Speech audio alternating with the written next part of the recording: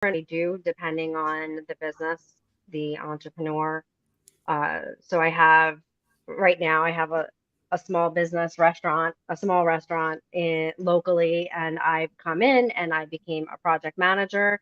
And in 4 months, we're up almost 100% over last year by just being able to create structure for, many talented business owners and entrepreneurs Mhm. are great visionaries and they come up with amazing ideas, but they fail to execute. They fail to implement.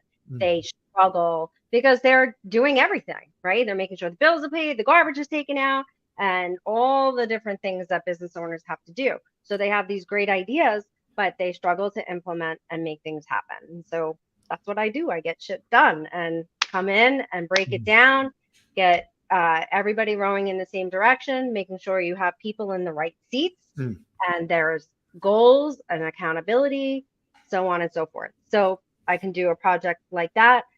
I can work individually with a business owner or an entrepreneur just in typical coaching sessions and, helping them to unearth Mm. this highest potential of themselves. And we do some, teaching them how to incorporate productivity rituals, or Mhm. you can call them spiritual rituals, like, what you're doing in the morning and what you're doing in the evening has a huge impact on how you conduct your day and how productive you are throughout the day. So putting them onto different programs to help them to be more productive. And it typically spills out into their personal life, and it all goes together. If you don't have healthy relationships at home, it doesn't matter how successful you are in business, you're not going to enjoy it. It doesn't matter how much money you have. It's Yeah. not going to give you that freedom and that happiness that you think money can buy, because that's just not the case. I'm glad you say that. I kind of make no distinction between work and life. I think that's like should be just kind of an all encompassing thing. It's kind of part of what you do. What would you say are the biggest challenges that the people you work with come to you? What do they bring? What do they come to you with? They come to me with a combination. It's typically, they're not taking care of themselves physically and they're not taking care of themselves mentally and spiritually. And their relationships are a hot mess. And they do a lot of starting and stopping and starting and Mhm. stopping. Most of the time, my clients have, the perfect client for me has reached a very high level of success, but now has hit a ceiling and is struggling breaking through. But they have the desire to break through that and to grow massively, right? And really gain some traction. And I believe in this economy, it's an economy completely out of scale. You have people that are really, really struggling, and then you have people that are succeeding at crazy levels. And so that's where you need to be. You need to be pivoting and taking massive action, or you're gonna not do well, right? Green and growing or ripe and rotting. And that is even more prevalent now than ever. Sure. I mean, are you finding like I don't know if this happened to you, but I off the when everybody was kind of shut in quarantine and everybody was forced to stay home, a lot of new businesses were born because people Oh, that yeah. kind of put that new business on the back burner, or they said, you know what, I'm home, I'm not doing anything, let me start a new business. At the same time, a lot of businesses were in crisis mode, existing businesses. Are you finding Yeah. now at this time you're kind of getting people that started a business around that time and they're flourishing and now their life is a mess because they weren't ready for what was in store in owning a business and launching a business that succeeds, and we want it to succeed, but then all of a sudden what happens? We get back into that nobody took a day off mode. I mean, are you finding that you're working with people from that world? Oh, absolutely. And then also, that they survived and thrived through COVID, but then they forgot to shift again, right? So the world is changing rapidly. And to go back to, forgetting to take a day off, yeah, that's the biggest problem that most entrepreneurs and business people. Now, don't get me wrong. I am a workaholic in a very healthy way. I work all the time. I also take an entire day off every week to spend with my granddaughter, and I'm present and not on my phone. But then I work, you know, 6 days a week around that. I do basically 70 hours between Monday and Thursday. Yeah. No joke, no exaggeration, because I want to, because I love Mm. it. So I do believe in being an entrepreneur. It is 24/7, Mm. but you have to have those times where you are unplugged and you are, reading, journaling, getting into creativity and doing those different things. So for me, I just make sure that I unplug. I try to Yeah. get the phone away from me by 7 p.m. and have it like on the other side of the house, because I find that even if that phone is in the same room with you, it's distracting you and it's pulling your attention away from whether it's your loved ones or some creative work or reading or learning that you need to be doing to grow. So that's one of the best strategies that I have implemented in the last couple of years. Yeah, I think it sounds like you kind of come from the camp of uh, work-life balance is just, it's all encompassing and just making sure you have it's you're kind of set up a world where you're doing what you want to do and things you love all the time. Mm-hmm. Gary Keller once said, and I loved it, balance is bullshit. I don't know if he said the bullshit part, but you go full throttle and then you stop.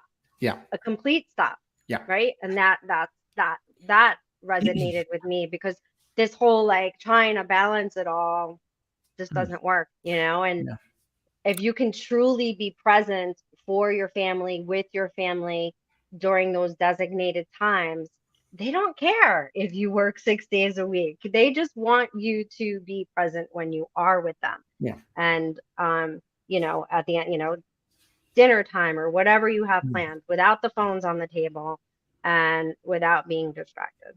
It's kind of like Being in that that quality present versus moment. quantity. Yeah, that quality of Yeah, time versus that quantity of time. So it's absolutely.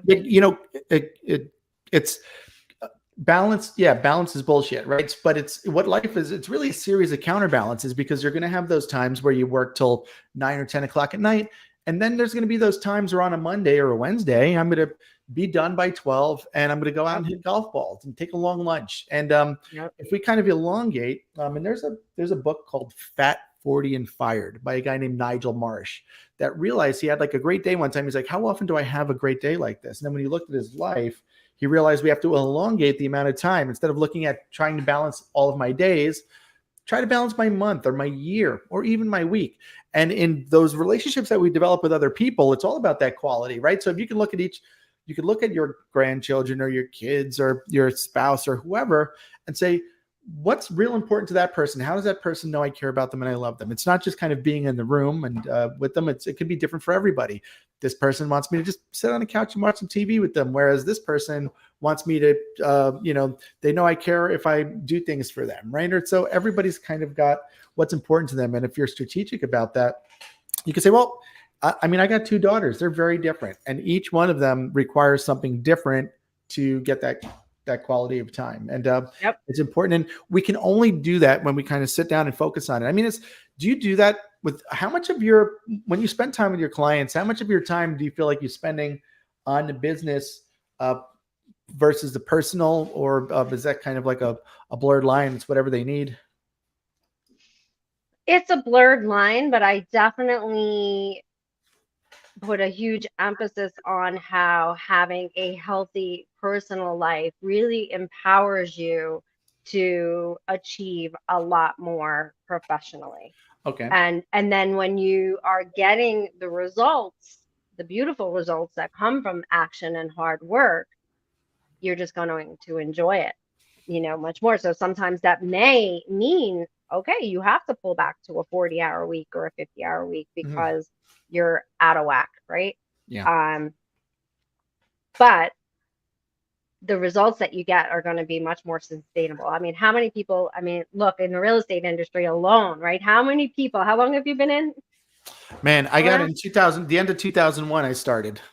Okay, so 1997 for me. So let's think about all those top producers who were killing it and then imploded, right? Because they, are not focusing as a whole, as a human being, And Yeah. one of the things too, like I always kind of thought it was separate, and then I guess certain spiritual coaches and leaders that I have gotten involved with are basically like saying it's your responsibility as a spiritual being to succeed, Mm. and to show people how they can thrive in this universe.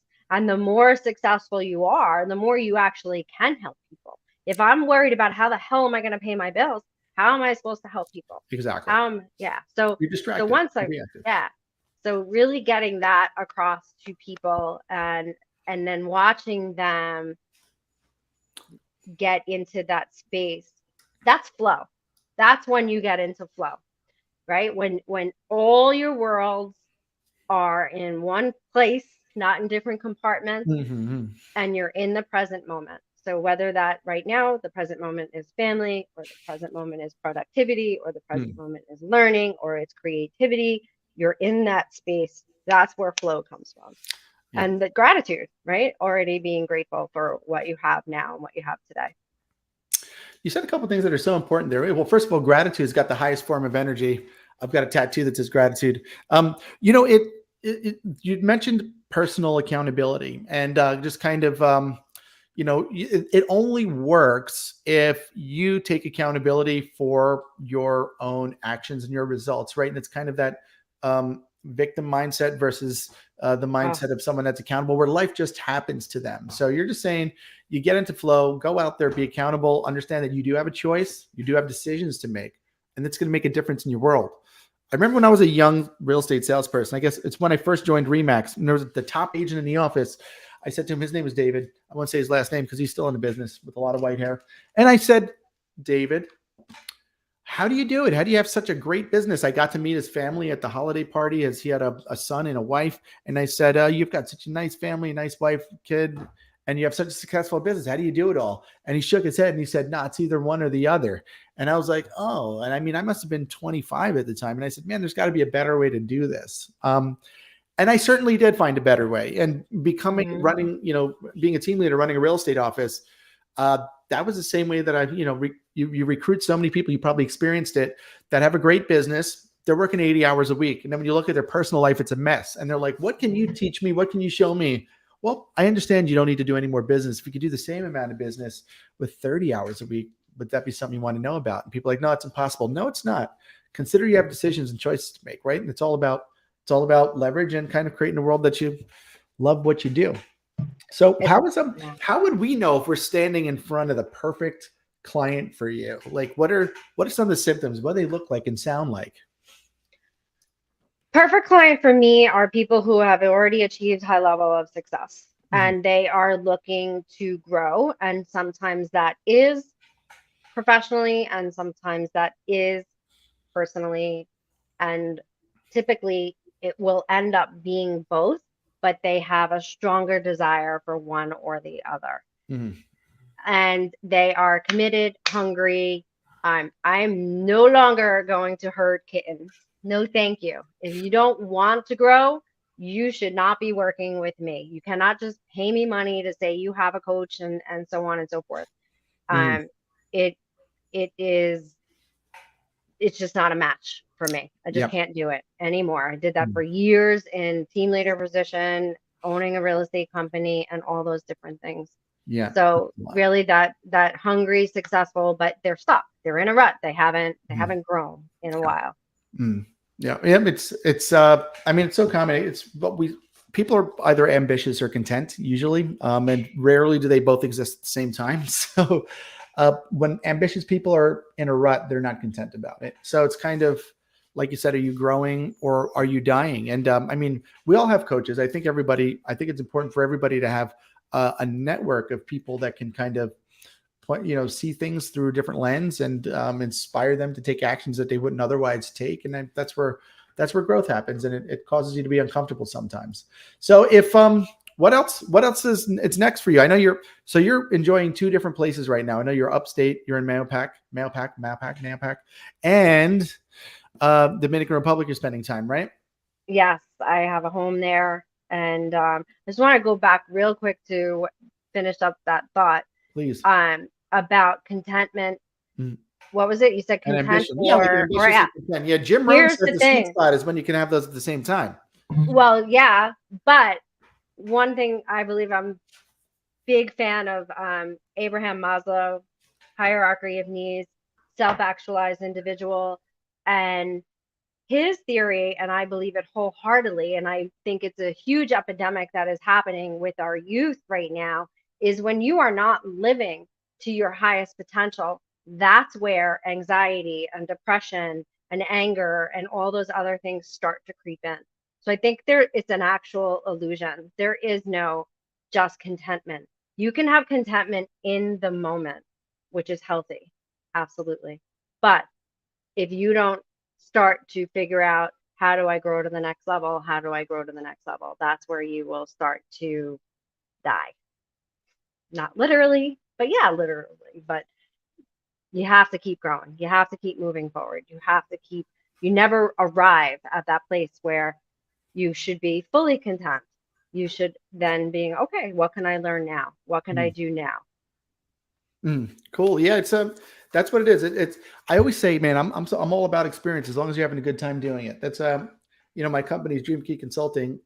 Do shit you love what you do, because I think you should Yeah. do that. And there's so many people that started businesses and then just kind of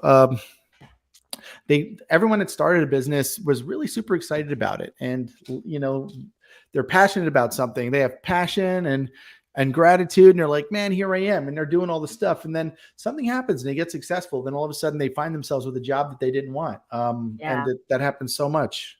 Well, you have to be analyzing this every day. You should be, journaling, asking yourself these questions. What makes me alive? What am I passionate about? How can I make money doing that? That Yeah. question is not the same as it was 2 years ago.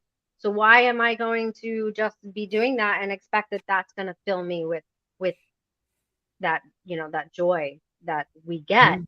when we are pursuing our heart's desires. But most people just don't even know what their heart's desire are, because they're not talking to themselves and they're not listening Yeah. to themselves. They're just listening to these voices, and with the exposure to the news and the social media and all the negativity that's out there, you have to carve out the time to do that, to be able to listen to your voice and be able to recognize what is you and what is the world.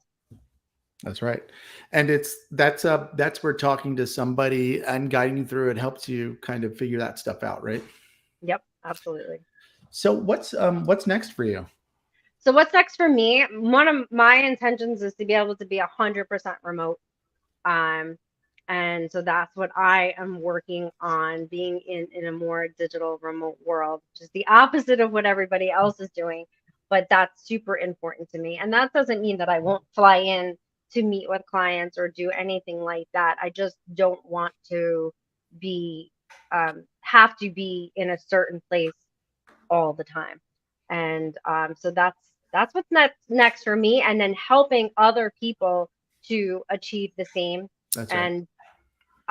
And then I guess also what's next for me, I've just launched. I'm going to be having free meditation workshops Sundays starting September 10th, right after Labor Day weekend, Mhm. that are in twofold, 9 to 10 o'clock. The first session is for entrepreneurs and meditation that's going to build the skills that are going to help you to be more prosperous.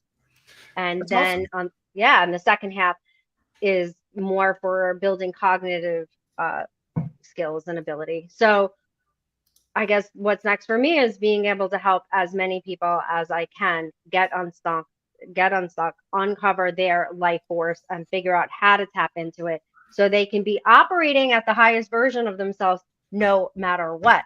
So that means when life hands you that shit burrito, you are like, thank you. This is Shit great. burrito. Let me get some guacamole and do what I got to do. That's Seriously, no matter what, you need to be able to tap into that energy and be like, okay, great. I have the tools to get through this. And I know not only am I going to get through it, but on the other side, I'm going to be a better version of myself. And so, as many people as I can get to be in that space as possible is what's next for me. that's perfect. And it's I mean, if somebody wants to connect with you or plug in, I know you're on social media, you're pretty active, you're pretty easy to find. Would your website JenniferMaher.com, JenniferMeifer, I'm going to put a clickable link right here in the comments, and that I think is it's a good place. You're nice and easy to get to right there. So we got it there. Look, all my places, good, right? That's the one. Yep, I like it. that is it. In your process, somebody could go there. They could learn more about you. They could schedule a call to talk to you to find out if one of these things you have is would be a good fit for them. Absolutely, especially if you got projects coming up or you just want to get on a track. Like I said, I'm having crazy double-digit growth numbers with the people that I am working in, and this is not because I'm some special talent. I have the ability to help tap you into your highest version of you. It's great. You choose to work with talented people. I remember one of my clients in Queens. He that came to me, and I was, because of other people I was working with. He's like, Chris, do you realize that you work? He's like, you're working with 3 out of the top 5 agents in Queens. And I said, well, they're not top agents because I work with them. I work with them because they're top agents. And exactly. Yeah, we're careful about who we work with. So I appreciate you. Thanks for coming on, having this conversation. We live to put out to the world. I always tell people we don't, and I appreciate that you didn't say what questions you can ask me and all that kind of stuff, because that takes away the spontaneity and the magic that happens in a live moment of a live conversation. And is there anything that I'm not asking you, or something, any final thoughts you want to share? Want to share today? I don't think there's anything that you didn't ask me. We've covered a lot, but I just want to encourage people to realize that while it's difficult to grow, it is much more difficult and much more painful to stay stagnant. And it's actually not difficult. It's not any more different than, going to the gym. And here's a quote that I'll close us on. 99% is a bitch. 100% is a breeze. So literally, if you just keep moving forward and you don't stop, it's easy. But if you keep starting and stopping, it sucks. Just like when you haven't been to the gym in 6 months, it's horrible. So just take that action, move forward with hope daily. And even if that action is micro, celebrate it and keep going. That's right. You heard it here from Jen. That first step is the hardest step to take. Get into flow, get that momentum, and then life becomes truly delicious at that point. So thanks for popping on with us today. And we hope to see you somewhere. Come visit us in Florida here. We're in between Westchester and Dominican Republic. So come for Where in Florida are you? Palm Beach. Okay, cool. I used to live in Palm Beach. I used to have a restaurant in downtown West Palm Beach. That's a whole nother story. Oh man, I love it down there. But where was the restaurant? It was called Cafe Milano. I was 21, and it's across from the Darth Vader building downtown. So you moved from Palm Beach to Westchester. That's kind of like a backwards move. I grew up in Brooklyn and Staten Island. And then my fiance and I, way back when, I got to show you the photo. We were in the restaurant business. That's how we met. We opened this restaurant in West Palm Beach. It's not there anymore? No. Oh my God. When I was there, Palm Beach was like the murder capital of the country. It's a whole nother world where you're, look up the 90s, what Palm Beach was in the 90s. What was it? The Yankees had their training team there. They had to move it because it was so dangerous. It was the epidemic of crack. You could not even walk around downtown. It's nothing like you see there now. I go there now and it blows my mind. I believe beautiful. It. We could say, I tell people that about Brooklyn. I tell people about Iverson Heights wasn't a thing. It was much. Williamsburg was a different Williamsburg back in the early 90s and the 80s, right? Yes. Yeah, we see neighborhoods happening we see neighborhoods like that. It is. Florida's a weird thing because it's kind of right. It's there's like these weird pockets of and there's always like these rough neighborhoods right next to ocean fronts. It's really an interesting thing. I lived on Singer Island, and back then when you crossed over or whatever that neighborhood was right Riviera over the Beach. Oof, it was not good. And then Now they've got some high Yeah. rises up there on the beach, Riviera, like in Riviera Beach and stuff. But that's I mean, that's what happens. Well, at least we see things getting better. This has Oh all been a yeah. whole conversation about progress. So yeah, well, if you stop here, come visit. I'll be up there soon, and I we'll get absolutely together. will. Yeah. Yes. So Let's. go have a productive day, and thanks You again so too. much for popping on and Thank you. sharing your magic with us. Thank you, Jennifer. Thank you. Bye. Bye, everybody.